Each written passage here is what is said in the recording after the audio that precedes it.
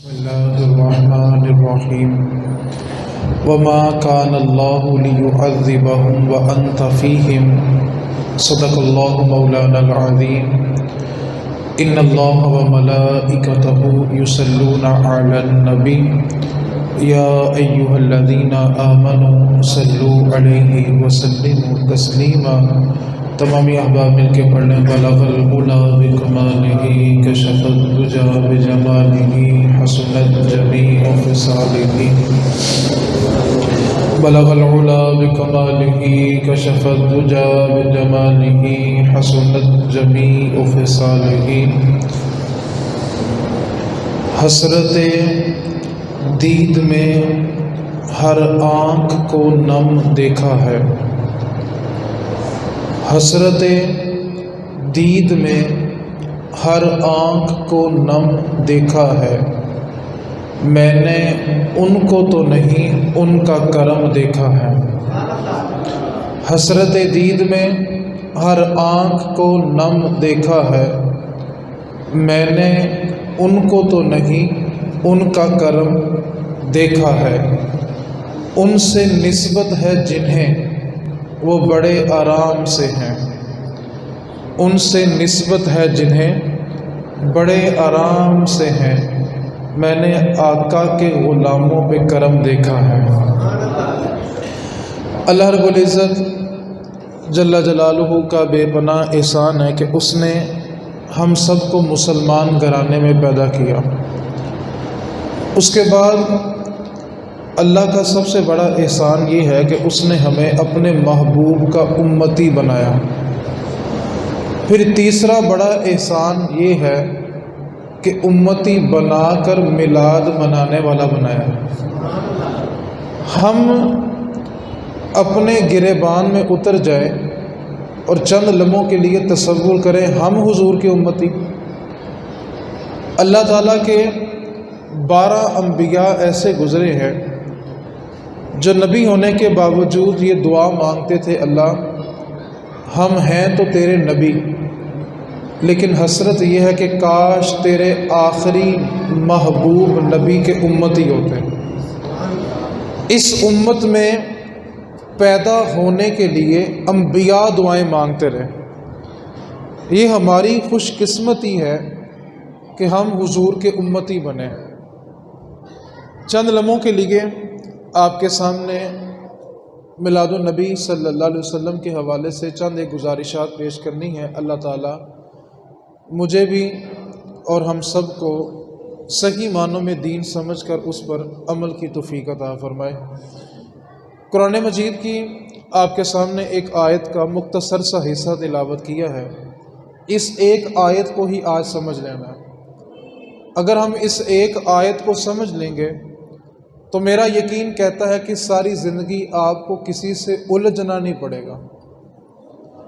اللہ رب العزت نے قرآن مجید میں ارشاد فرمایا وَمَا كَانَ اللَّهُ لِيُعَذِّبَهُمْ وَأَنْتَ فِيهِمْ، اللہ کی یہ شان ہی نہیں ہے کہ محبوب وہ آپ کے ہوتے ہوئے عذاب بھیجے۔ اللہ کی یہ شان ہی نہیں ہے، کیونکہ ایک وقت میں ایک جگہ یا رحمت ہو سکتی ہے یا عذاب ہو سکتا ہے۔ جہاں رحمت ہوتی ہے وہاں عذاب نہیں، اور جہاں عذاب ہو وہاں رحمت نہیں۔ تو جب محبوب بھیجا رحمت للعالمین بنا کر، تو پھر جہاں رحمت ہوتی ہے وہاں پہ عذاب نہیں آتا۔ تو اللہ تعالیٰ نے فرمایا کہ اللہ کی یہ شان ہی نہیں ہے کہ محبوب آپ ان کے درمیان ہوں اور عذاب آئے، یہ اللہ کی شان ہی نہیں ہے۔ چند لمحوں کے لیے اگر ہم قرآن پاک کو توجہ سے پڑھیں تو ہم دیکھتے ہیں کہ ایک قوم جب اللہ تعالیٰ کی نافرمانی کرتی ہے تو ان کی شکلیں بندر کی شکلوں میں تبدیل ہوتی ہیں۔ جب دوسری قوم اللہ تعالیٰ کی نافرمانی کرتی ہے تو طوفان نوح آتا ہے۔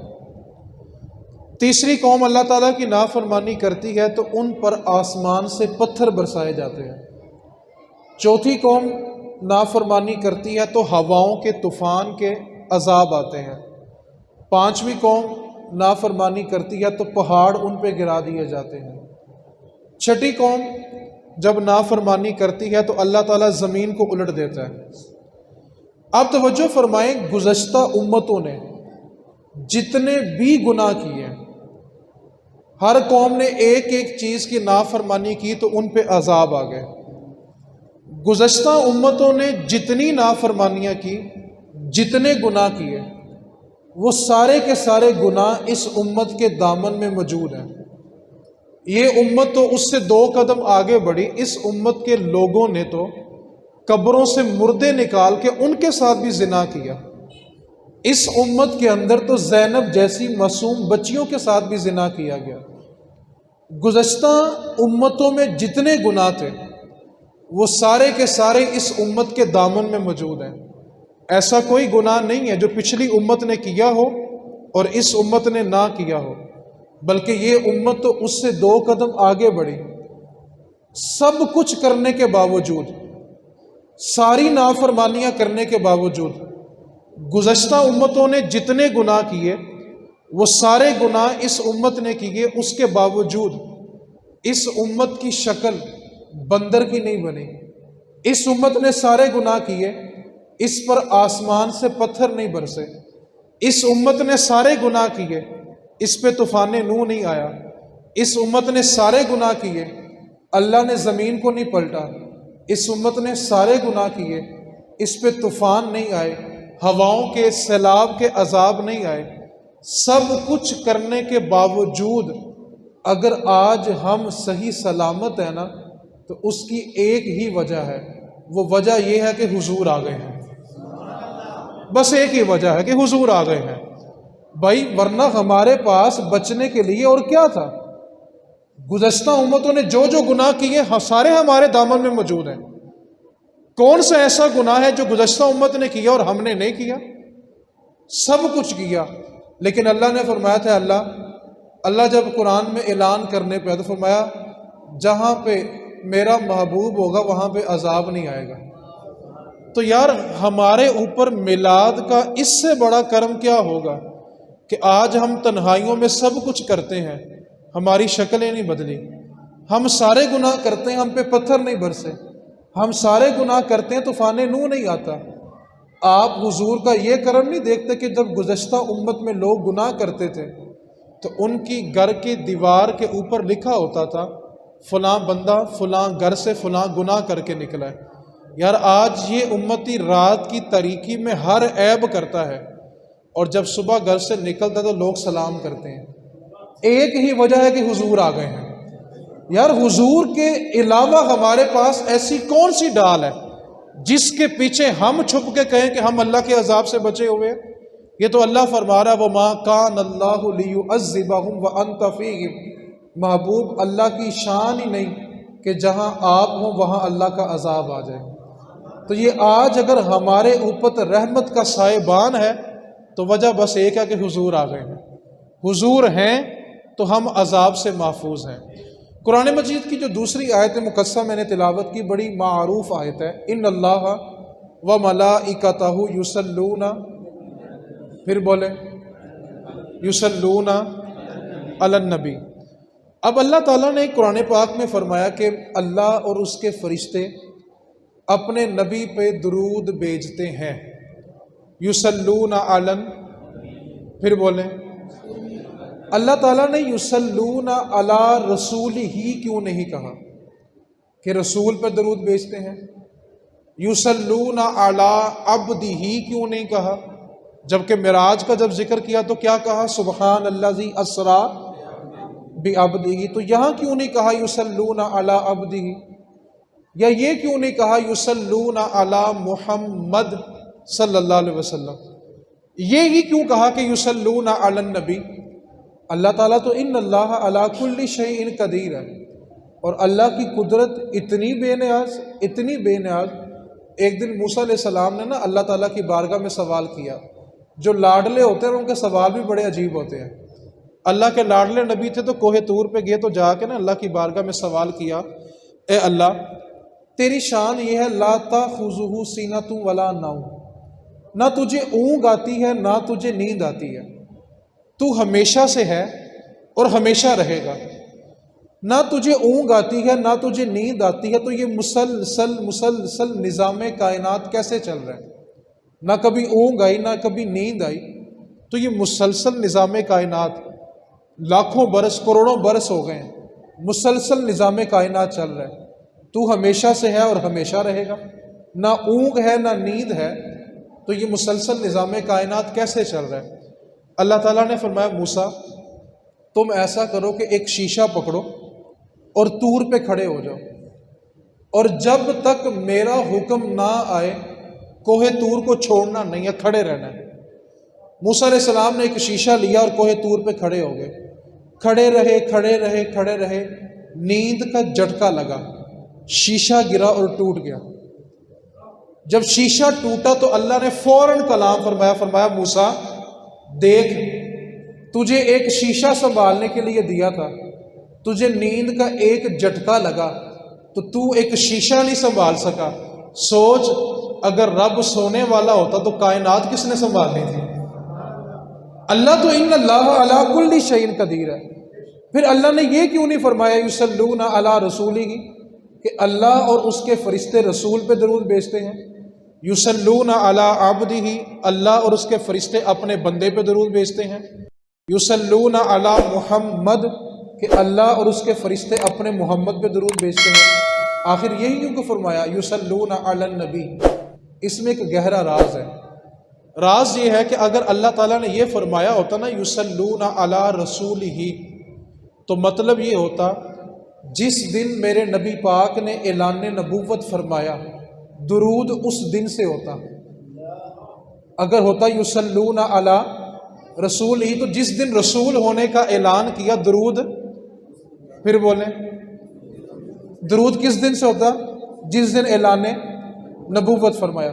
اگر ہوتا یصلون علی عبدہ تو درود اس دن سے ہوتا جس دن معراج کروائی، کیونکہ اللہ نے اپنے محبوب کو عبد کہا ہی معراج کی رات ہے، تو درود کس دن سے ہوتا؟ جس دن حضور کو معراج ہوئی۔ اور اگر ہوتا یصلون علی محمد تو درود اس دن ہوتا جس دن محمد بنے سیدہ آمنہ کے گھر پیدا ہوئے۔ اگر ہوتا یصلون علی محمد تو درود حضور کی پیدائش سے ہوتا، یصلون علی رسول ہی ہوتا تو درود حضور کی اعلان نبوت سے ہوتا، یصلون علی عبد ہی ہوتا تو درود معراج کی رات سے ہوتا۔ اللہ ان اللہ و ملائکتہ یصلون علی النبی، اللہ اور اس کے فرشتے اپنے نبی پہ درود بھیجتے ہیں۔ پتہ چلا جب سے نبی ہے تب سے درود ہے۔ تو خود نبی پاک سے پوچھا گیا کہ آپ نبی کب تھے؟ تو فرمایا ابھی آدم مٹی اور پانی کے درمیان تھا، تمہارا نبی اس وقت بھی نبی تھا۔ جب سے نبی ہے تب سے درود بھی ہے۔ تو اس واسطے دو باتوں کو ذہن اپنے رکھیں۔ نبی پاک صلی اللہ علیہ وسلم کی ذات مبارکات سے عشق کرنے کے لیے کسی دلیل کی ضرورت ہے؟ پھر بولے نبی پاک سے جو عشق ہے وہ پوچھ کے سوچ کے اور چھان کے نہیں ہوتا۔ میں حیران ہوں کہ آج لوگ نبی پاک سے پیار کرنے کے لیے بھی دلیل مانگتے ہیں، بخاری پوچھتے ہیں، مسلم پوچھتے ہیں۔ چلے میں ایک حدیث آپ کو سناتا ہوں۔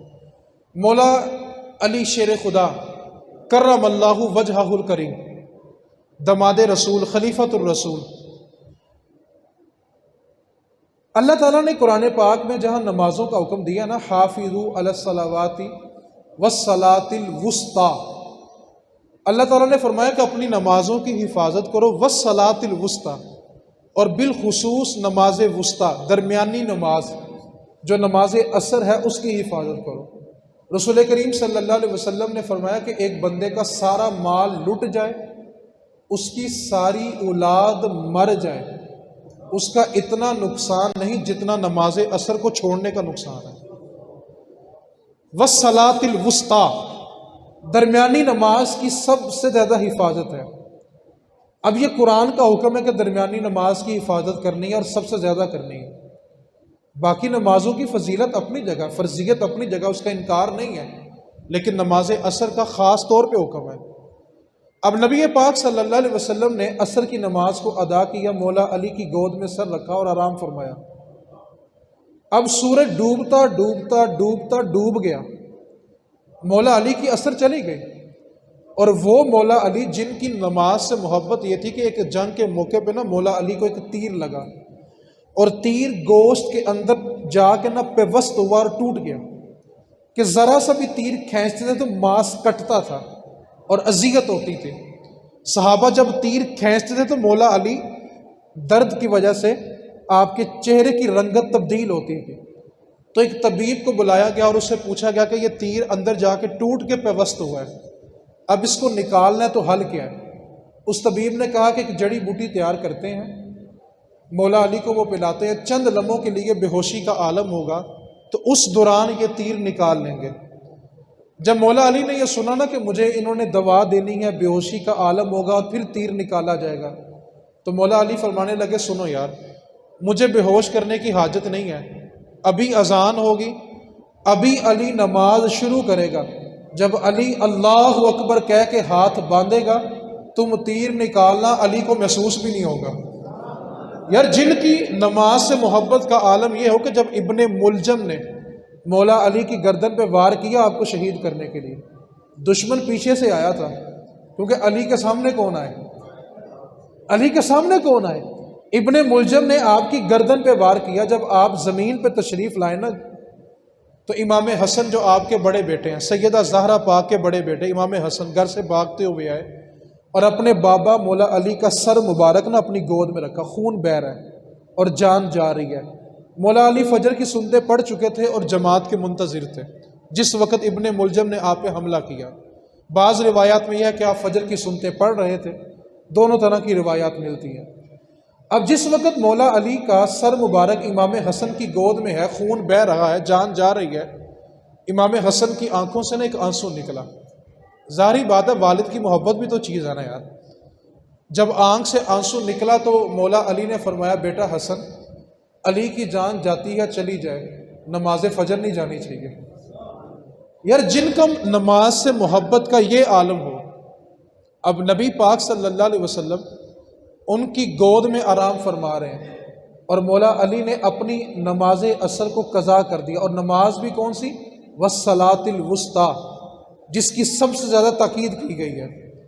میرا سوال یہ ہے کہ مولا علی نے قرآن کی کس آیت میں پڑھا تھا کہ جب نبی کا سر تمہاری گود میں ہو تو نماز ہی چھوڑ دینا؟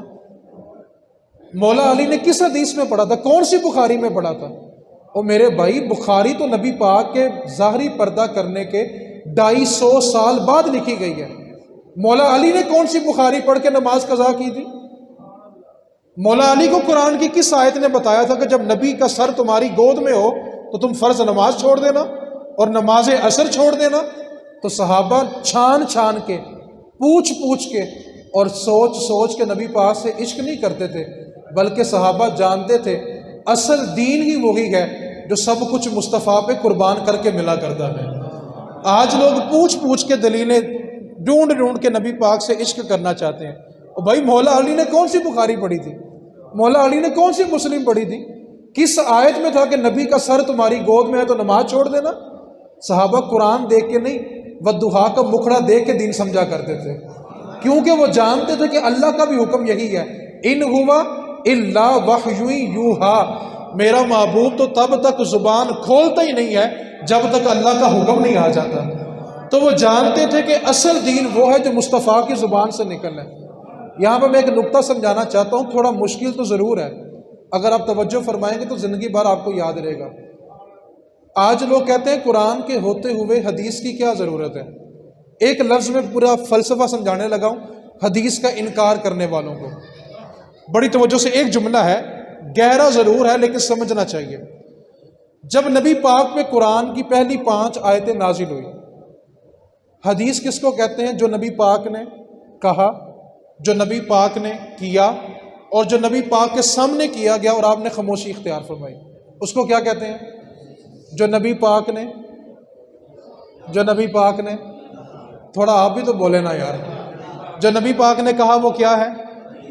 اب بڑی توجہ سے ایک جملہ بولنے لگا ہوں ان کے لیے جو کہتے ہیں قرآن کے ہوتے ہوئے حدیث کی کیا ضرورت ہے۔ جب نبی پاک پہ 5 آیتیں نازل ہو گئی، اقرا بسم ربک الذی خلق، نبی پاک صحابہ کے پاس آئے نبی پاک نے آ کر پہلے یہ کہا ہاذل قرآن، یہ کیا کہا؟ نبی پاک کے منہ سے جو نکلے وہ کیا ہے؟ پھر بولے، پہلے نبی پاک نے کہا ہاذل قرآن، بعد میں کہا اقرا بسم ربک الذی خلق۔ پہلے کیا کہا؟ اگر تم حدیث کو نہیں مانتے تو بتاؤ قرآن کا قرآن ہونا ثابت کہاں سے ہوا ہے؟ قرآن تو وہی ہے جبریل لائے اور مصطفیٰ نے آگے بتا دیا۔ پہلے تو نبی پاک نے کہا نا ہاذل قرآن، اور یہی تو حدیث ہے کہ نبی پاک نے کہا بھائی یہ قرآن ہے، یہ حدیث نہیں ہے، یہ قرآن ہے۔ تو جب تک تم حدیث کو نہیں نا مانو گے تم قرآن بھی نہیں مان سکتے۔ آج لوگ بنا مصطفیٰ کے خدا تک جانا چاہتے ہیں۔ میرا مزاج نہیں ہے کہ ادھر ادھر کی بات کرنا، الفاظ کے پردوں میں جن سے مخاطب ہوں میں، الفاظ کے پردوں میں جن سے مخاطب ہوں میں، وہ جان تو گئے ہوں گے کیوں نام لیا جائے۔ الفاظ کے پردوں میں جن سے مخاطب ہوں میں، وہ جان تو گئے ہوں گے کیوں نام لیا جائے۔ آج کسی نے خدا کو دیکھا؟ بولے لو صحیح ہے، لیکن یقین ہے کہ خدا سب کا یقین ہے۔ کسی نے خدا کو دیکھا، لیکن یقین ہے جو سورج کی پوجا کرتے ہیں وہ سورج کو دیکھ کے کرتے ہیں، چاند والے چاند کو دیکھ کے، آگ والے آگ کو دیکھ کے، بت والے بت کو دیکھ کے، گائے والے اپنے معبود کو دیکھتے ہیں تو عبادت کرتے ہیں۔ آپ میں سے کسی نے خدا کو دیکھا ہے؟ لیکن خدا کس کے کہنے پہ مانا ہے؟ کس کے کہنے پہ مانا؟ اور بھائی ہمیں تو خدا کا پتہ بھی مصطفیٰ کے در سے ملا ہے۔ یہ سیڑھیوں کو کہتے ہیں زینہ۔ سیڑھی کو کیا کہتے ہیں؟ فرمایا کوئی چھت پہ چڑھ سکتا نہیں زینہ چھوڑ کے، کوئی چھت پہ چڑھ سکتا نہیں زینہ چھوڑ کے، اور کوئی خدا کو پا سکتا نہیں مدینہ چھوڑ کے۔ اور در رسول چھوڑ کے خدا کی طرف جانا چاہتے ہو؟ کسی نے خدا کو دیکھا لیکن خدا ہے۔ اسی طرح کا نا ایک بندہ علامہ اقبال کے دور میں تھا، تو وہ جگہ جگہ جا کے نا لوگوں کو تنگ کرتا تھا، مسلمانوں کو، کہ خدا ہے۔ تو مسلمانوں نے کہا ہاں ہے، تو کہتا نظر کیوں نہیں آتا؟ جو سورج کو پوجتے ہیں ان کا خدا نظر آ رہا ہے، چاند والوں کو چاند، آگ والوں کو آگ، بت والوں کو بت، گائے والوں کو، کہتا تمہارا خدا ہے تو نظر کیوں نہیں آتا؟ اب آج ہمارے معاشرے میں بھی بچوں کو اسکولوں میں کچھ اسی طرح پڑھایا جا رہا ہے، ہمیں پرواہ نہیں ہے نا۔ انشاءاللہ کبھی فرصت ملی میلاد النبی سے ہٹ کے تو میں بتاؤں گا کہ ہماری نسلوں کو اسکول میں پڑھایا کیا جا رہا ہے۔ اب اس نے جگہ جگہ جا کے نا مسلمانوں کو تنگ کرنا، خدا ہے تو نظر کیوں نہیں آتا، خدا ہے تو نظر کیوں نہیں آتا۔ اب اس کا یہ اعتراض تھا کہ تمہارا خدا ہے تو نظر۔ وہ نا سیال کوٹ میں نا ایک گلی سے گزر رہا تھا بندہ جو اعتراض کرنے والا تھا، تو اس نے نا ایک مسلمان کو روکا، کہنے لگا خدا ہے؟ اس نے کہا بالکل ہے۔ اس نے کہا نظر نہیں آتا۔ اس نے کہا یار دیکھ وہ سامنے جو گھر ہے نا، یہ گلی باہر نکل سامنے گھر ہے، وہ اقبال کا گھر ہے، علامہ اقبال کا، جا کے اقبال سے پوچھ خدا ہے تو نظر کیوں نہیں آتا۔ اب اس بندے نے کہا ٹھیک ہے، جا کے اقبال سے، اس کو کیا پتا اقبال کون ہوتا ہے۔ اور علامہ اقبال تو اپنی کلاس میں نا اکثر لیٹ جاتے تھے، دیر سے جاتے تھے۔ تو ایک دن استاد نے کہا اقبال تم دیر سے آتے ہو؟ کہنے لگے استاد جی اقبال دیر سے ہی آتا ہے، اقبال جو ہے وہ دیر سے ہی آتا ہے۔ تو اب وہ دستک دی اس نے اقبال کے دروازے پہ، تو علامہ اقبال نے نا اپنے گھر کے صحن میں نا پھولوں کی کیاری بنائی ہوئی تھی، تو علامہ اقبال نا صبح صبح کا وقت تھا تو پھولوں کو نا پانی دے رہے تھے۔ بندے نے دروازے پہ دستک دی تو آپ کا جو خادم تھا نا اس نے دروازہ کھولا، اس نے کہا جی میں نے اقبال سے ملنا ہے۔ اقبال کو اس نے بتایا کہ باہر کوئی بندہ ہے وہ آپ سے ملنے کے لیے آیا۔ بندہ اقبال کے گھر میں داخل ہوا تو علامہ اقبال نا پھولوں کو پانی لگا رہے تھے۔ علامہ اقبال نے نا یوں ایک نظر بندے کو دیکھا، پھر سر نیچے کیا اور اپنی کیاری میں سے نا ایک گلاب توڑا اور آنے والے کو تحفہ دیا۔ اس نے پھول سونگا، کہنے لگا اقبال خوشبو بڑی مزیدار ہے۔ پھول سونگا تو کیا کہنے لگا؟ اس کا اعتراض کیا تھا کہ خدا ہے تو نظر۔ اس نے کہا اقبال خوشبو بڑی مزیدار ہے۔ اقبال نے کہا پھول میں خوشبو ہے؟ کہنے لگا ہاں۔ اقبال نے کہا نظر نہیں آتی؟ پھول میں خوشبو ہے تو نظر کیوں نہیں آتی؟ تو وہ سمجھ گیا کہ اقبال نے آنے تے ہی ایک ہی جملے کے اندر بتایا کہ خدا ہے تو نظر کیوں نہیں آتا۔ آج لوگ جگہ جگہ تنگ کرتے ہیں۔ آپ بتائیں درد ہوتا ہے نظر آتا ہے؟ بولیں یار، سر میں درد ہو نظر آتا ہے؟ گرمی ہو نظر آتی ہے؟ سردی ہو؟ آگ ہو اس کی تپش لیکن محسوس ہے، اسی طرح ہمارا خدا ہے لیکن محسوس ہوتا ہے۔ اب نبی پاک صلی اللہ علیہ وسلم سے جو ہماری وابستگی ہے، جو ہمارا عشق ہے، جہاں سے میں نے بات چلائی تھی بس وہیں پہ سمیٹنے لگا ہوں۔ آج نا جس دور سے ہم گزر رہے ہیں، لوگ پوچھ پوچھ کے، سوچ سوچ کے عشق کرنا چاہتے ہیں، سوچتے ہیں کہ عشق کریں، دلیل کہاں سے ملے گی؟ میں کہتا ہوں کہ مولا علی شیر خدا رضی اللہ تعالیٰ عنہ نے کسی حدیث کو پڑھ کے نماز عصر قضا نہیں کی تھی، کسی قرآن کی آیت سے دلیل لے کے نماز نہیں چھوڑی تھی۔ ایک دن نا جناب عمر فاروق رضی اللہ تعالیٰ عنہ اپنے گھر کے صحن میں بیٹھے تھے، آپ کا بیٹا عبداللہ بن عمر رضی اللہ تعالیٰ عنہ، آپ بھی اپنے والد گرامی کے ساتھ بیٹھے ہوئے تھے۔ تو کسی مسئلے کے اوپر نہ اختلاف ہو گیا، تکرار شروع ہو گیا، اور تکرار اتنا بڑا کہ وہ شدت اختیار کر گیا۔ تو جناب عمر فاروق رضی اللہ تعالیٰ عنہ نے نا اپنی بات کے اوپر ایک حدیث پیش کی کہ بیٹا جو بات میں کر رہا ہوں اس کے اوپر یہ نبی پاک کا فرمان موجود ہے۔ اب جب جناب عمر فاروق نے حدیث پڑھی نا تو آپ کے بیٹے عبداللہ بن عمر کہنے لگے، ابا جی نبی پاک کی حدیث ہے، ٹھیک ہے، لیکن نبی پاک کی حدیث ہے، ٹھیک ہے، لیکن نبی پاک کی حدیث کے بعد کہہ دیا لیکن۔ جناب عمر نے فوراً اپنی تلوار ننگی کی، بیٹے کی شاہ رگ پہ رکھی اور کہا عمر کے گھر سے نکل۔ عمر کا بیٹا ہو کے اور نبی کی حدیث سننے کے بعد کہتے ہیں لیکن، اپنے گھر سے نکال دیا۔ اب جناب عمر کے دروازے پہ دوبارہ دستک کون دے؟ جناب عمر کا قد مبارک اتنا طویل تھا کہ جب آپ چھوٹے قد کے لوگوں کو زمین پہ چلتا ہوا دیکھتے تو آپ کو بیٹھے ہوئے نظر آتے تھے، اتنا طویل قد تھا۔ اور جتنا چھوٹے بچے کی ایک ہتھیلی ہوتی ہے نا، اتنا جناب عمر کا ایک انگوٹھا تھا۔ اور وہ عمر، بندہ تو بندہ، عمر کے سامنے تو شیطان بھی نہیں آتا، اور آج بھی نہیں آتا۔ یہ صرف نبی کے دور میں نہیں تھا، آج بھی شیطان کی پہچان کرنی ہو تو عمر کا نام لے کے دیکھو کیسے چہروں کی رنگت بدل جاتی ہے۔ اب جناب عمر نے بیٹے کو گھر سے نکال دیا کہ عمر کا بیٹا ہو کے اور حدیث سننے کے بعد کہتے ہیں حدیث ہے لیکن۔ اب عبداللہ بن عمر بھی جانتے تھے کہ مدینے میں بس ایک ہی بندہ ہے جس نے آ کے میرے ابے کو راضی کرنا ہے، اس کے علاوہ میرے ابے نے کسی کی کو نہیں سننی۔ وہ چلے اور سیدھا جناب صدیق اکبر کے دروازے پہ آئے، آگے کہنے لگا کہ ابا جی نے گھر سے نکالا ہے۔ جناب صدیق فرمانے لگے چل ٹھیک ہے، پہلے بتا کر کے کیا آیا ہے، کیا کیا ہے جو اس نے تجھے گھر سے نکال دیا۔ تو جناب عبداللہ کہنے لگے کسی مسئلے کے اوپر تکرار چل رہا تھا، ابا جی نے حدیث پیش کی تو میری زبان سے نکل گیا لیکن، تو ابا جی نے گھر سے نکال دیا کہ نبی کی حدیث کے بعد لیکن کہتے ہیں۔ اب جناب صدیق اکبر آئے، بڑی توجہ سے حدیث سنی۔ جو لوگ آج پوچھ پوچھ کے، چھان چھان کے، سوچ سوچ کے عشق کرتے ہیں نا، جناب صدیق نے عبداللہ بن عمر کو لیا، جناب عمر کے دروازے پہ آئے، آ کے کہنے لگے چل عمر بس کر دینا یار، غصہ ہی کر لیتا ہے، چل معاف کر دے بیٹا، کیا ہو گیا، بھیا بس کر، غصہ ختم بھی کر دے۔ عمر کہنے لگے ابو بکر میں نے کوئی نہیں معافی دینی۔ کہا تو مہربانی نہیں کرتا، معاف کر دے، کیا ہو گیا، بیٹا ہے، اس سے جان بوجھ کے تھوڑی کہا، بس منہ سے نکل گیا لیکن۔ اب جناب عمر فاروق کا ایک سوال ہے، بڑی توجہ کے ساتھ سننا ہے، اور ان کے لیے ہے جو نبی پاک سے عشق پوچھ پوچھ کے، سوچ سوچ کے اور چھان چھان کے کرنا چاہتے ہیں۔ جناب عمر کہنے لگے ٹھیک ابو بکر میں معافی دوں گا، لیکن میرا ایک سوال ہے، پہلے سوال کا جواب تو دو۔ جناب صدیق نے فرمایا بتاؤ کیا سوال ہے۔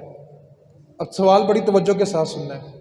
جناب عمر فرمانے لگے ابو بکر میں نے اس کو حدیث سنائی اور اس نے کہا کہ حدیث تو ہے لیکن، تو میں نے اس کی شاہ رگ پہ تلوار رکھی اور اس کو گھر سے نکال دیا۔ ابو بکر تو بتا، تو حدیث سناتا اور تیرے سامنے تیرا بیٹا یہ کہتا تو بتا تو کیا کرتا؟ جناب ابو بکر پہ سختہ طاری ہو گیا، آپ نے نظریں جھکا لی۔ جناب عمر نے پھر سوال دہرایا ابو بکر بتا نا، تیرے سامنے تیرا بیٹا کہتا کہ حدیث تو ہے لیکن، تو بتا تو کیا کرتا؟ جناب صدیق فرمانے لگے عمر تو نے صرف تلوار نکالی ہے، ابو بکر نے چلا بھی دینی تھی۔ میں کہتا ہوں ابو بکر نے قرآن کی کس آیت سے پڑھا تھا کہ نبی پاک کا حکم آ جانے کے بعد جو صرف لیکن کہہ دے اس کی گردن اڑا دو؟ عمر فاروق نے یہ کس حدیث میں پڑھا تھا؟ کون سی بخاری میں پڑھا تھا؟ کس مسلم میں پڑھا تھا کہ جب بیٹا حدیث کے بعد لیکن کہہ دے تو اس کو گھر سے نکال دو؟ اور میرے بھائی صحابہ بخاری مسلم پڑھ کے نہیں، مصطفیٰ کا چہرہ دیکھ کے مصطفیٰ سے عشق کیا کرتے تھے۔ آج تم بخاری مسلم کے چکروں میں پڑے ہوئے ہو. نبی پاک کا عشق کسی دلیل کا ضرورت مند ہے؟ ہمیں نبی پاک سے عشق کرنے کے لیے دلیل کی تو حاجت ہی نہیں ہے. علامہ اقبال نے جو جملہ کہا ہے نا، اگر امت یہ جملہ سمجھ جائے تو میں کہتا ہوں اس امت کو دلیل کی حاجت ہی نہیں ہے. علامہ اقبال نے کہا میں تو اتنا بھی برداشت نہیں کرتا کہ میرے سامنے کوئی یہ کہہ دے کہ تیرے نبی کے کپڑے میلے تھے، میں تو یہ بھی برداشت نہیں کروں گا. تو ایک بندے نے کہا حضور کپڑے تو میلے ہو جاتے ہیں تو پھر کیا کہیں گے؟ تو اقبال نے کہا میلے کپڑے تیرے اور میرے ہوتے ہیں، نبی پاک کے کپڑے میلے نہیں ہوتے. تو کہا پھر جب مٹی پڑے گی تو کیا کہیں گے؟ تو اقبال کہنے لگا سن، جب مٹی کو برکت چاہیے ہوتی ہے نا تو میرے مصطفیٰ کے دامن پہ آ جاتی ہے. مٹی بھی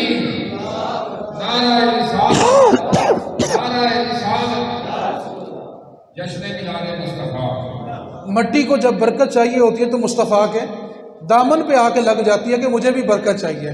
تو فرمایا کپڑے تیرے میرے میلے ہوتے ہیں، مصطفیٰ پہ تو مٹی برکت لینے کے لیے آتی ہے.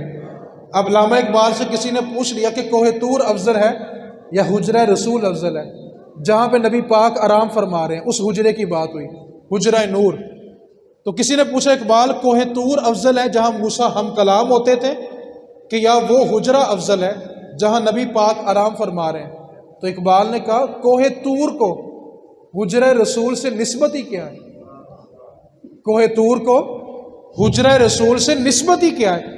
تو کہا پھر کیا کہیں گے؟ کہا میرے نبی کے حجرے میں جو جھاڑو لگتا ہے نا اس سے جو گرد اڑتا ہے کوہ طور تو اس گرد و غبار کا مقابلہ بھی نہیں کر سکتا. تم حجرہ رسول کے مقابلے کرتے ہو. تو آج نبی پاک سے عشق پوچھ پوچھ کے، بولے تو صحیح، سوچ سوچ کے، نبی پاک سے پیار دلیل کے ساتھ ہے، نبی پاک سے عشق بنا دلیل کے کرے. ہمیں نبی پاک سے پیار کرنے کے لیے کسی دلیل کی حاجت ہے؟ اب آپ کی اجازت ہو تو آخری حدیث پاک پڑھ لوں آپ کے سامنے، آپ کی توجہ ہے؟ میں نے ساری محفل کا نچوڑ بیان کرنا ہے تو توجہ فرمائیں گے کہ نہیں فرمائیں گے؟ چلیں، میلاد کے لیے آخری حدیث پاک بڑی توجہ کے ساتھ سمجھنی ہے اور یہ ساری گفتگو کا نچوڑ اسی حدیث کے اندر ہے. آج ہم نا سوشل میڈیا کے زمانے میں جی رہے ہیں تو بڑی جلدی لوگ نا پریشان ہوتے ہیں کہ انہیں مینو ہے کیا تو میرے کو دلیل ہی کوئی نہیں سی ہے. چلیں میں آپ کو ایک دلیل دیتا ہوں، بچے کو انشاءاللہ یاد ہو جائے گی اور آپ کو ساری زندگی پریشانی نہیں ہوگی. نبی پاک صلی اللہ علیہ وسلم کی آمد سے پہلے آدم علیہ السلام سے لے کے اور عیسیٰ علیہ السلام تک جتنے بھی انبیاء تشریف لائے نا، ہر امت کے لیے ایک اصول تھا. یہ اصول بڑا توجہ طلب ہے سب کے لیے، میرے لیے بھی ہے، آپ کے لیے بھی ہے. اصول یہ تھا جیسے یہ مسجد کی 4 دیواری ہے نا، ہر امت کے لیے ایک 4 دیواری مخصوص ہوتی تھی اور صرف اتنی 4 دیواری ہی عبادت کے لیے پاک تھی، باقی زمین پاک نہیں تھی. اور جو اس 4 دیواری کے اندر عبادت خانے کے اندر آ کر عبادت کرتا تھا صرف اسی کی عبادت قبول ہوتی تھی، باقی زمین عبادت کے لیے پاک نہیں تھی. یہ آدم سے لے کے عیسیٰ تک یہی اصول رہا کہ ایک عبادت خانہ ہر امت کا ہے، 4 دیواری ہے اور صرف اتنا ٹکڑا ہی عبادت کے لیے پاک ہے. جو اس سے باہر عبادت کرے گا وہ قبول نہیں، کیونکہ زمین پاک ہی، کیونکہ نماز پڑھنے کے لیے شرط کیا ہے کہ جگہ بھی پاک ہو. اب عیسیٰ علیہ السلام تک یہی اصول تھا کہ ایک 4 دیواری، ایک عبادت خانہ، اس کے اندر آ کر عبادت کرو تو عبادت قبول ہے، اس سے باہر زمین پاک ہی نہیں ہے، عبادت کر ہی نہیں سکتے. رسول کریم صلی اللہ علیہ وسلم نے ارشاد فرمایا اللہ تعالیٰ نے مجھے 5 چیزیں ایسی دی ہیں جو مجھ سے پہلے اور کسی نبی کو نہیں ملی. ان 5 چیزوں میں سے ایک چیز یہ ہے جعلت الارض مسجدا، اللہ نے میرے قدم زمین پہ لگتے ہی ساری زمین کو پاک بنا دیا، ساری زمین کو مسجد بنا دیا. اب یہ زمین کب پاک ہوئی؟ جب مصطفیٰ کا میلاد ہوا. تو میں کہتا ہوں حضرت صاحب تھوڑی توجہ تو فرمائیں، جس مسجد میں آپ بیٹھ کے کہتے ہیں میلاد کیوں مناؤں، پہلے یہ تو بتائیں اس مسجد میں نماز پڑھنا جائز کب ہوا تھا؟ جہاں آپ نے سجدہ کرنا وہ زمین پاک کب ہوئی تھی؟ ہر امت کے لیے تو ایک عبادت خانہ تھا. آج جہاں آپ کا جی چاہتا ہے آپ 2.5 مرلے کی الگ مسجد بنا لیتے ہیں. پہلے ثابت تو کریں وہ زمین پاک کب ہوئی تھی. تو آپ کو پھر پلٹ کے در رسول پہ آنا پڑے گا اور آپ کو کہنا پڑے گا یہ زمین اس دن اور اس رات میں پاک ہوئی تھی جب دنیا میں مصطفیٰ تشریف لے کے آئے تھے۔ تو آپ کو تو اپنی نماز اور اپنی مسجد بچانے کے لیے بھی میلاد مصطفیٰ کو ماننا پڑے گا۔ انسان کبھی شرک سے آزاد نہ ہوتا، انسان کبھی شرک سے آزاد نہ ہوتا گر دہر میں نور نبی آباد نہ ہوتا۔ انسان کبھی شرک سے آزاد نہ ہوتا گر نور نبی دہر میں آباد نہ ہوتا۔ کوئی اللہ کو سجدہ ہی نہ کرتا زمین پر، کوئی اللہ کو سجدہ ہی نہ کرتا زمین پر، یہ مسجد ہی نہ ہوتی اگر میلاد نہ ہوتا۔ بھائی آپ کو تو اپنی مسجد ثابت کرنے کے لیے بھی میلاد مصطفیٰ کی حاجت ہے۔ جب تک آپ میلاد نہیں مانیں گے تو مسجد پاک کیسے مانیں گے؟ سوال ہے نا بھائی، کسی سے پوچھ کے دیکھو بھائی یہ مسجد پاک ہے، وہ کہے گا پاک ہے۔ پوچھنا ہر امت کے لیے پاک تھی، کہے گا نہیں۔ تو پوچھنا پاک ہوئی کس دن تھی؟ تو ایک ہی جواب ملے گا، الفاظ کے پردوں میں جن سے مخاطب ہوں میں وہ جان تو گئے ہوں گے کیوں نام لیا جائے۔ نام لینے کی حاجت ہی نہیں ہے۔ محفل پاک ہو تو پاکوں پاکوں کا ذکر کرنا چاہیے نا، کیوں محفل کا ذوق خراب کریں؟ تو الفاظ کے پردوں میں جن سے مخاطب ہوں میں وہ جان تو گئے ہوں گے کیوں نام لیا جائے۔ تو میلاد ہوگا تو مسجد ہوگی، میلاد نہیں ہے تو پھر مسجد بھی نہیں ہے۔ سادہ سا اصول ہے، کوئی بحث نہیں کی، کوئی الجھنے کی، جھگڑے کی ضرورت ہے؟ تو یہ بات نوجوانوں کو یاد رہے گی؟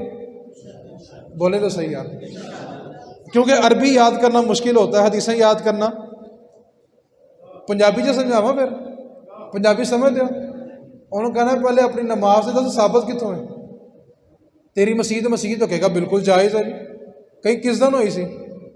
سوچی پے گا کہ وہ پوچھ کے دسنا کہ پوچھ کے آ، قیامت تک جدھر کو مرضی پوچھ کے آ، نجد کے بالا خانوں تک پوچھ کے آ، ان کو کہنا پڑے گا یار میلاد ہوا تھا تو مسجد بنی تھی یار۔ نبی پاک نے مجھے 5 چیزیں اللہ نے ایسی دی ہیں جو کسی اور نبی کو، ان میں سے ایک چیز کیا ہے کہ میرے قدم زمین پہ لگے اللہ نے ساری زمین کو پاک بنا دیا۔ یہ زمین کب پاک ہوئی؟ جب میرے مصطفیٰ کا میلاد ہوا۔ تو گفتگو سمجھ آ گئی کہ نہیں آ گئی؟ چلیں اب سوال میرا آپ سے یہ ہے کہ کسی کی سالگرہ ہو تو سالگرہ پہ کسی کو تحفہ دے اور وہ تحفے کی قدر نہ کرے تو دینے والے کو برا لگتا ہے کہ نہیں لگتا؟ جوان دے بولو نا یار، تم تو سمجھ آ گئی ہونی ہے۔ اے جڑے بڈھے نے پرانے وقت جنہوں سمجھ آ گئی، بولو تو صحیح ذرا۔ کسی کو تحفہ دو اور وہ قدر نہ کرے تو برا لگتا ہے کہ نہیں لگتا؟ قدر نہ کرے تو برا۔ اب حدیث پاک بڑی توجہ کے ساتھ سنی، نبی پاک صلی اللہ علیہ وسلم نے فرمایا کہ ایک انسان اپنی ساری زندگی میں دنیا میں جہاں جہاں جہاں جہاں سجدہ کرے گا نا، ساری زندگی میں جہاں جہاں اس نے سجدہ کیا ہوگا وہ ساری زمین جمع کی جائے گی اور وہ زمین قیامت والے دن اللہ کی بارگاہ میں عرض کرے گی مولا یہ بندہ دنیا میں رہ کے مجھ پہ سجدہ کرتا رہا، آج میں کہتی ہوں تو اس کو معاف کر دے۔ زمین پہ سجدہ کیا تو زمین نے کیا کرنا ہے قیامت کے دن؟ اس لیے علماء نے لکھا کہ آپ نماز جگہ بدل بدل کے پڑھیں کہ وہ زمین آپ کے سجدے کی گواہ بن جائے۔ اب اس کا مطلب یہ بھی نہیں ہے کہ ساتھ والے کو کون ہی آگے پیچھے کرنا ہے۔ اب بڑی مہربانی، بات کا مطلب سمجھنا، مطلب کی بات نہیں سمجھنی۔ ہم ویسے بھی لوگ نا مطلب کی بات سمجھنا کہ بڑے قائل ہیں، تو میری بات کا مطلب سمجھنا، مطلب کی بات نہیں سمجھنی۔ اب جس بات کی طرف میں نے اشارہ کر کے گفتگو سمیٹنی ہے وہ اشارہ یہ ہے، زمین کس کے لیے پاک ہوئی؟ کہ ہم اس پہ اللہ کو سجدہ کریں۔ کس کے لیے پاک ہوئی؟ کسی کو سالگرہ پہ تحفہ دو اور وہ اس کی قدر نہ کرے تو دینے والے کو برا، دکھ۔ اب توجہ میری طرف کریے گا، زمین پاک کرنے کا تحفہ دینے والا رب دیا مصطفیٰ کو اور دیا ہمارے لیے، اور اگر ہم اسی زمین پہ ناپاکی کی حالت میں چلیں،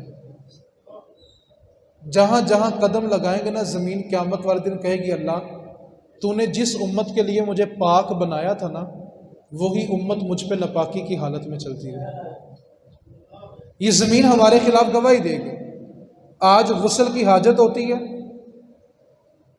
اسی طرح بچوں کو اسکول چھوڑنے جا رہے ہیں، غسل کی حاجت ہے، ناشتہ لینے کے لیے جا رہے ہیں۔ ابھی سردی کا موسم شروع ہو رہا ہے، کئی بندے ایسے ہوتے ہیں وہ سارا دن دفتروں میں بغیر غسل کے بیٹھے ہوتے ہیں،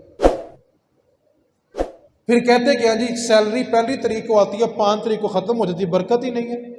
میرے رسول کریم صلی اللہ علیہ وسلم نے ارشاد فرمایا جس گھر میں ناپاک شخص ہوتا ہے اس گھر کی دہلیز پہ رحمت کے فرشتے اترتے ہی نہیں ہیں۔ جس گھر میں رب کی رحمت کی روشنی، دلیل اور فرشتے نہیں آنے، بتائیں اس گھر میں سکون کیسے ہو سکتا ہے؟ ہم نے عجیب تماشا بنایا ہوا ہے، سارا دن گھر میں ماں باپ، بہن بھائی، اولاد، میاں بیوی، بچے، ماں باپ سب جھوٹ بولتے ہیں۔ اتنا دین تو سب نے پڑھا نا کہ جس گھر میں جھوٹ بولا جائے اور جھوٹ بولنے والے پہ اللہ کی، پھر بولیں جھوٹ بولنے والے پہ اللہ کی، اتنا دین تو سب نے پڑھا ہے نا یار۔ جس گھر میں صبح سے لے کے شام تک جھوٹ بولا جائے، صبح سے لے کے شام تک اللہ کی لعنت برسے، اس گھر میں کبھی سکون ہو سکتا ہے؟ بعد میں کہتے کیا ہیں کسی نے کچھ کیتا ہوا ہے، میں کہنا کسی نے کچھ نہیں کیتا، سوچ اسی کی کچھ نہیں کیتا ہوا۔ دامن اپنا سیاہ ہے اور اشارے کسی اور کی طرف ہے۔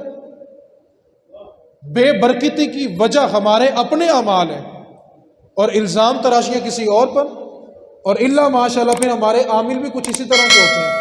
ہم میں سے نا ہر فرد نے اور بالخصوص عورتوں نے 4-5 نام جو ہے نا وہ اپنے ذہن میں سوچ کے رکھے ہوئے ہیں، جب بھی گھر میں کچھ ہونا انہیں کچھ کرایا ہونا ہے۔ 4-5 نام تو ہمارے ذہن میں فکس ہیں، اور اللہ معاف کرے عامل کے پاس چلے گئے اور اس نے کہہ دیا نا کہ اس کا نام تو آئین سے شروع ہوتا ہے، اب ان 4 میں سے جس کا نام آئین سے ہے اس کا تو بیڑا غرق ہی ہو گیا نا۔ بے برکتی اپنے عمل کی وجہ سے، نحوست اپنے وجہ سے، اور کہتے کیا وہ جدوں میرے گھر آندی نا میرے بچے دودھ ہی نہیں پیندے، دودھ ہی نظر آیا جاتا ہے۔ دودھ بناتے وقت ایک نظر دودھ پہ ہوتی ہے، دوسری سٹار پلس کے ڈرامے پہ ہوتی ہے۔ آج سارے سنی کہتے ہیں جی آج ولی نہیں ملتے، میں کہتا ہوں ولیوں کی کمی نہیں ہے، ولیوں کو پیدا کرنے والی ماؤں کی کمی ہے۔ ہم اتنے سمجھدار ہیں کہ دودھ کو اللہ کا نور سمجھتے ہیں تو اس کو گندے برتن میں نہیں ڈالتے کہ اللہ کا نور ہے گندے برتن میں نہیں ڈالنا۔ یار ہم اتنے سیانے ہیں کہ دودھ گندے برتن میں نہیں ڈالتے، اور جس گود میں رب نے اپنا ولی بھیجنا وہ گندی گود میں بھیج دے گا۔ آج ولیوں کی کمی نہیں ہے، ولیوں کو جنم دینے والی ماؤں کی کمی ہے۔ آج ابھی بڑی 11ویں آ رہی ہے، ہر سنی یہ کرامت سنائے گا کہ غوث پاک جب مدرسے میں نازلہ پڑھنے گئے تو آپ کو 18 سپارے پہلے حفظ تھے۔ استاد نے کہا بیٹا تجھے تو 18 سپارے پہلے حفظ ہیں، کہاں سے حفظ کر کے آیا؟ تو غوث پاک نے کہا کہ میری ماں جب امید سے تھی اور میں اپنی ماں کے شکم میں تھا، اور میری ماں چکی چلایا کرتی تھی، چکی چلانے کے ساتھ ساتھ رب کا قرآن پڑھا کرتی تھی، اور میں 18 سپارے وہاں سے حفظ کر کے آیا۔ آج لوگ کہتے ہیں جی آج ایسے ولی نہیں ملتے، میں کہتا ہوں جب غوث کی ماں چکی چلاتی تھی نا، آٹا بناتی تھی نا، روٹی بناتی تھی نا، تو ساتھ رب کا قرآن پڑھا کرتی تھی۔ آج ایک نظر روٹی پہ ہوتی ہے، دوسرے ڈرامے پہ ہوتی ہے، پھر اولاد بھی تو مینار پاکستان والی پیدا ہونی ہے نا۔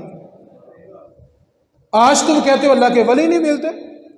اور بھائی ایک جملے میں یہ فلسفہ سمجھانا چاہتا ہوں، حسین پیدا کرنے کے لیے ماں فاطمہ چاہیے ہوتی ہے، ماں فاطمہ ہو تو پھر بیٹے حسین پیدا ہوتے ہیں۔ آج تم کہتے ہیں حسینی کردار نظر نہیں آتا، پہلے ماؤں کا کردار فاطمہ جیسا تو لاؤ نا۔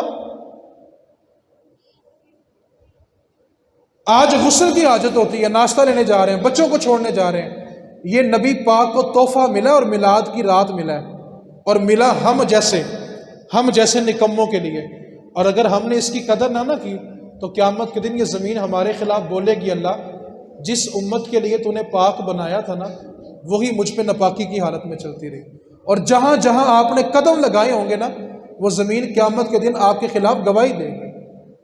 شریعت کا حکم الگ ہے کہ اگر آپ اونچی جگہ بیٹھے ہیں اور غسل کی حاجت ہو گئی ہے تو پاؤں پہ کپڑا باندھ کے پھر غسل خانے میں جائیں، نہ پاک قدم پاک زمین پہ نہ رکھیں، ورنہ جلدی جلدی غسل خانے میں جائیں، جا کے پہلے غسل کریں۔ تو 2 باتیں آج کی نشست میں آپ نے یاد رکھنی ہے، یہ زمین پاک ہے اور تحفہ دینے والا دیا کس کو، اور دیا کس کے لیے؟ وعدہ کر کے جانا کس پہ ناپاکی کی حالت میں، پھر بولیں ناپاکی کی حالت میں نہیں چلنا۔ کسی کی سالگرہ پہ جن تحفہ لے کے جاتے ہیں کہ نہیں؟ اچھا سالگرہ یا سوریاں والے ہوئے تھے پھر ہیں پارے تو پارا، اللہ تعالیٰ بھلا کرے۔ تو اس سب نے بہتے سیانے بندے پوری محفل جی، اللہ تعالیٰ جزا دے۔ پروگرام ہوئے سورے حال تو پھر پارے تو پارا۔ اچھا سالگرہ پہ جانے کا اصول ہے کہ جب جائیں تو کیا لے کے جائیں؟ آپ سب مصطفیٰ کی سالگرہ پہ آئے ہیں، تو کون کون تحفہ دینے کے لیے تیار ہے پھر؟ پکی بات ہے، ہن پارے تو پارا چلے گا کہ نہیں چلے گا؟ چلے دوسرا اصول تحفے کا یہ ہوتا ہے جس کو دینا ہو اس کی پسند دیکھی جاتی ہے کہ انہوں پسند کی ہے۔ تحفہ دینے کا اصول کیا ہے کہ جس کو دینا ہے اس کی کہ انہوں پسند کی ہے، ٹھیک ہے؟ اس کی پسند ہو تو تحفے کا مزہ کیا ہوتا ہے؟ دوبالا ہو جاتا ہے، کمال ہو گیا۔ تو سالگرہ کس کی ہے؟ تو تحفہ کون سا دینا پھر؟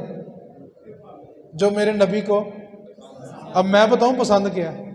پہلے آپ بتائیں تیار ہے تحفہ دینے کے لیے؟ جنہیں ڈنڈی ماری مسیطے بیٹھے ہو آج مینوں نہ کہنا پھر، پکی بات ہو گئی۔ میرے نبی پاک صلی اللہ علیہ وسلم جب سجدے میں سر رکھتے تھے نا تو صحابہ کہتے ہیں کہ نبی پاک نا نکیلے نوک والے پتھر کے اوپر سجدہ کرتے، اور نبی پاک اتنا روتے تھے، چشمان مقدس سے اتنے آنسو بہتے تھے کہ جس جگہ نبی پاک نے سجدہ کیا ہوتا تھا نا اس زمین کے اوپر نبی پاک کے آنسوؤں کا پانی کھڑا ہوتا تھا۔ یار ان کو آپ بٹھا نہیں سکتے۔ جہاں نبی پاک سجدہ کرتے تھے وہاں نبی پاک کے آنسوؤں کا پانی کھڑا ہوتا تھا۔ اتنا آنسو بہانے کے بعد ساری ساری رات قیام کرنے کے بعد پاؤں مبارک سوج جائیں اور اللہ کہہ دے نصفہ او انقص منہ قلیلا، اے سونیا آدھی رات سویا کر، آدھی رات قیام کیا کر۔ ساری ساری رات قیام کرنے کے بعد آنسو بہانے کے بعد کیا کہتے تھے؟ اللہ تو میری امت نو معاف کر دے۔ یار جو آنکھیں ساری زندگی ہمارے لیے آنسو بہاتی رہی، آج تحفہ بھلا کیا دینا ہے؟ میرے نبی نے فرمایا جب میرا امتی سجدہ کرتا ہے محمد کی آنکھیں ٹھنڈی ہو جاتی ہیں۔ سجدہ امتی کرتا ہے اور آنکھیں میرے حضور کی ٹھنڈی ہوتی ہیں۔ تو یار آج ان آنکھوں کو ٹھنڈا نہ کر دیں یار۔ ساری زندگی کس کے لیے روئی ہو؟ جنت کے بادشاہ، جنت کے مالک، جنت کے سردار، جن کی خاطر دنیا کا وجود، جن کی خاطر تخلیق کائنات، وہ ہمارے لیے ساری زندگی آنسو بہاتے رہے۔ حق بنتا ہے کہ نہیں بنتا پھر ہمارا بھی؟ تو کون کون تحفہ دے گا؟ پکی گل ہو گئی۔ میں مہینے بعد آ کے چیک نہ کر لاں پھر؟ چلے 3 باتیں میں نے آپ سے گوش گزار کی ہیں۔ نبی پاک سے عشق پوچھ پوچھ کے مولا علی نے کوئی بخاری پڑھ کے نماز نہیں چھوڑی تھی، جناب عمر نے بخاری مسلم پڑھ کے بیٹے کو گھر سے نہیں نکالا تھا۔ اور دوسری بات، زمین کس کے لیے پاک ہوئی؟ تحفہ مصطفیٰ کو ملا، لیکن کس کے لیے؟ اس پہ ناپاکی کی حالت میں۔ اور تیسرا تحفہ جو نبی پاک کو دیا ہے واپس تو نہیں لیں گے، پکی بات ہو گئی۔ یار حضور ہمیں دے کے واپس نہیں لیتے، ٹھیک ہے؟ تو پھر ہم دے کے واپس کیوں لیں؟ تو آپ نے کوشش کرنی ہے کہ ہم نے نماز انشاءاللہ دیکھو وہ شیطان دی ماں تے مارو پہلے یار، انشاءاللہ نماز کو اللہ کریم کی بارگاہ میں دعا کریں اللہ عمل کی توفیق عطا فرمائے۔ لکھاں لوگ آئے زمانے تھے محبوب خدا جیا کوئی نہیں، لکھاں لوگ آئے زمانے تھے محبوب خدا جیا کوئی نہیں، لکھاں سونے بن بن بہندے، لکھاں سونے بن بن بہندے، او دی خاکے پا جیا بھی کوئی نہیں۔ وآخر دعوانا ان الحمدللہ۔ بسم اللہ۔